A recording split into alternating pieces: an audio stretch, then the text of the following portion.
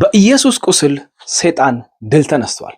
በተዋረደ መልክ በሚመስል ዝቅ እያለ በሚሄድ ህይወት እየተዋረደ ጭራሽ እየጠፋ ጭራሽ እየሞተ በሚሄድ ህይወት ኢየሱስ ድል ነሳ። በዚህ ዓለም ሲታይ ድል የሚነሳ እያሸነፈ እየሰፋ የተሸነፈው ደግሞ ይባስ እየተዋረደ ያሸነፈው ደግሞ የበላይ የሆነ የሚሄድ ይመስላል። ግን ይሄ በእግዚአብሔር አቆጣጠር ሌላ ታሪክ ነው። በእግዚአብሔር አይን ሌላ ታሪክ ነው። በተዋረደ መልክ ዝቅ ባለ መልክ በቸነፈር በቁስል በመስቀል የተረገሙ በሚሰቀሉበት በዛ ህይወት ኢየሱስ ሰይጣንን ድል ነሳው። ኢየሱስ እኛ በቁስሉ እንድናመልጥ አደረገ። ኢየሱስ ክርስቶስ ስሙ ለዘላለም የተባረከ ይሁን። ኢየሱስ ክርስቶስ ገና ወደዚህ ምድር ከመምጣቱ በፊት ስለ መሲሁ ሁሉም መጽሐፎች ይናገራሉ። ሰዎች ግን አንደርስታንድ ማድረግ አልቻሉም።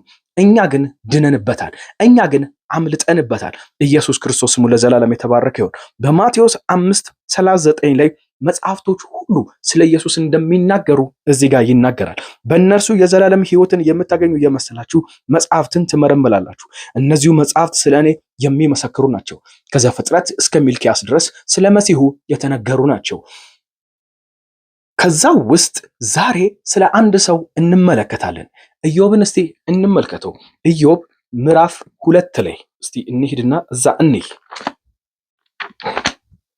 ስለ ኢየሱስ ክርስቶስ የተተነበዩ ናቸው። ማለትም አባቶችን ስንመለከታቸው በአንደበታቸው የተነበዩ አሉ፣ ህይወታቸውም ትንቢት የሆነ አለ። ለምሳሌ ያህል አንዳንዶቹ ድንግል ትጸንሳለች፣ ወንድ ልጅ ትወልዳለች፣ እንደዚህ ያሉ በአንደበታቸው ፕሮፌሲ ያደረጉ ናቸው። ሌሎቹ ደግሞ ህይወታቸው፣ ኑሯቸው፣ ትዳራቸው፣ ራሳቸው ትንቢት የሆኑ ናቸው። ኢየሱስ አሁን አብርሃም ስንመለከት አብርሃም ነብይ ነው የተባለለት ነው። የአንደበት ነብይ ሳይሆን ህይወቱ ግን እየተነበየ ነበር። ከዚህ ውስጥ ኢዮብን ስንመለከት ኢየሱስ ክርስቶስ ስሙ ለዘላለም የተባረከ ይሁን። ኢዮብ ምዕራፍ 2 ላይ እንደዚህ የሚል ቃል እናገኛለን ከቁጥር 4 ጀምሮ። ሰይጣንም እንዲህ ሲል መለሰ፣ ቁርበት ስለ ቁርበት ነው እንዲሉ ሰው ለህይወቱ ሲል ያለውን ሁሉ ይሰጣል። እስቲ እጅህን ዘርግተህ አጥንቱን ስጋውን ዳስ፣ በእርግጥ ፊት ለፊት ይሰድብሃል።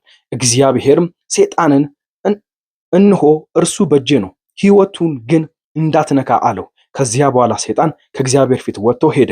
ኢዮብንም ከእግር ጥፍሩ እስከ ራስ ጠጉር በክፉ ቁስል መታው። ኢዮብም ገላውን ለማከክ ገል ወሰደ፣ በአመድ ላይ ተቀመጠ። ኢዮብ የሚነግረን ኢየሱስ ክርስቶስ በቆሰለ መልክ ድል እንደሚነሳ ነው። በቆሰለ መልክ ኢየሱስ ክርስቶስ ከላይ እስከ ታች ነው በመገረፍ ቁስል በቁስል ነው ያደረጉት ኢየሱስ ክርስቶስን። ግን ኢዮብም እዚህ ጋር እየተነበየ ነው። አባቶች እግዚአብሔር በተለያየ መልክ ስለ ኢየሱስ ክርስቶስ እንዲተነብዩ አድርጓቸዋል። በእርሱ ቁስል ተፈውሰናል። በእርሱ ቁስል ከሞት ወደ ህይወት ተሻግረናል። በሱ ቁስል አምልጠናል። ሰይጣን ጨካኙ አረመኔው ድል የተነሳው በተዋረደ መልክ በሚመስለው በክርስቶስ ኢየሱስ ቁስል ነው። በተዋረደ መልክ ዝቅ ባለ መልክ ግን ሰይጣን ድል እየተነሳ ነው። ግን ሰይጣን እየተሸነፈ ነው። ግን ሰይጣን ንብረቱን እያጣ ነው። በሽንገላ የወሰደውን ኢየሱስ ክርስቶስ እየተቀበለ ነው። ይሄው እኛም ድነናል። ዛሬ አንድ ጥያቄ አቀርብላችኋለሁ። ይህንን ለምትመለከቱ ለሁላችሁ ህይወታችሁ ላይ ከባድ ዋጋ ነው የተከፈለው። ኢየሱስ ክርስቶስን በጣም ትልቅ ዋጋ ነው ያስከፈለው። ሆኖታል። ኢየሱስ ክርስቶስ የተተነበየውን ትንቢት ሁሉ ኢየሱስ ክርስቶስ ለብሶታል። ህይወታችሁ መቀለጃ አይደለም። ኢየሱስ ክርስቶስ ስሙ ለዘላለም የተባረከ ይሁን። እንዲሁም ደግሞ እህቶቼ፣ ያልዳናችሁ ወንድሞቼ እባካችሁ ልለምናችሁ፣ ኢየሱስ ክርስቶስ ስለ እናንተ ነው የተዋረደው። ኢየሱስ ክርስቶስ በቁስል የተመተው በሮማያኖች እንደዛ የተደበደበው ስለማን ሲል ነው? ስለ ነፍስ ሲል ነው። ስለ ማዳን ሲል ነው። በተዋረደ መልክ ያድናል። ዝቅ ባለ መልክ ያድናል። ይሄ ነው የኛ ጌታ።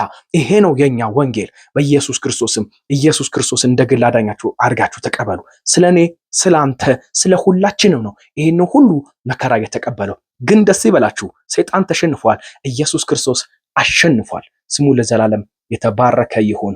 በኢየሱስ ክርስቶስ ስም አሜን።